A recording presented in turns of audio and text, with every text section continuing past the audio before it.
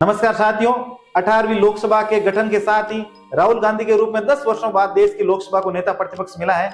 इससे पहले इस पद पर सुषमा स्वराज थी, जो 2009 से 2014 तक थी, परंतु 2014 से लेकर 2024 तक इन 10 वर्षों में कोई भी व्यक्ति इस पद पर नहीं था। इसका सबसे प्रमुख कारण है कि कोई भी व्यक्ति या दल इसकी दो प्रमुख शर्तें पूरी नहीं कर रहा था।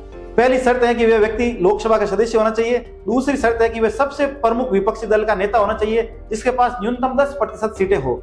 न्यूनतम 10% सीटों का तात्पर्य है, जैसे लोकसभा में वर्तमान में 543 सीटें हैं, इसका 10% होता है 55 सीटें। तो पिछले 10 वर्षों में किसी भी एक दल के पास 55 सीटें नहीं थी। दूसरी इसमें एक प्रमुख बात जोड़ी गई है कि किसी एक दल के पास 10% सीटें होनी चाहिए। ऐसा नहीं है कि कोई दो दल मिलकर कह दे कि हम में से किसी एक को बना दो, नहीं, किसी एक दल के पास ही ये होनी चाहिए। देश की लोकसभा में नेता प्रतिपक्ष बनने वाले पहले व्यक्ति राम सुभाग सिंह थे, जो 1969 में बने हैं, परंतु इस पद को मान्यता 1977 में मिली है।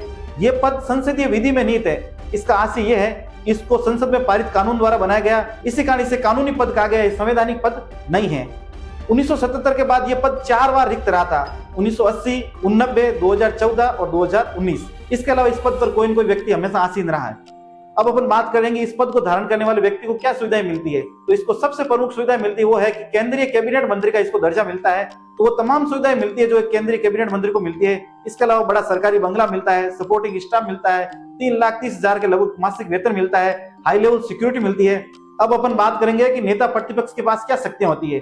तो इस पद के पास बेहद अहम शक्तियां होती है, जैसे देश के मुख्य निर्वाचन आयुक्त, देश के सतर्कता आयुक्त, देश के मुख्य न्यायाधीश, मानवाधिकार आयोग के चेयरमैन, ईडी के डायरेक्टर, सीबीआई के डायरेक्टर, मुख्य निर्वाचन आयोग, मुख्य चुनाव आयोग, मुख्य सतर्कता आयोग। इन तमाम पदों की नियुक्ति के लिए एक चयन समिति बनी होती है। इस चयन समिति का नेता प्रतिपक्ष सदस्य होता है। इस बात से ही अंदाजा लगाया जा सकता है कि यह पद कितना अहम होता है कि देश के तमाम प्रमुख पदों की नियुक्ति में इसकी प्रत्यक्ष भूमिका होती है।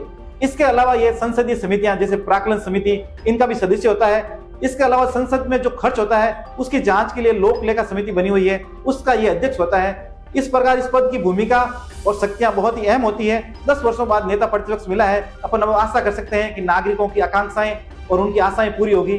धन्यवाद। इस प्रकार के और वीडियो देखने के लिए आप हमारे चैनल को सब्सक्राइब करें ताकि आपको नए नए वीडियो रोज मिलते रहें।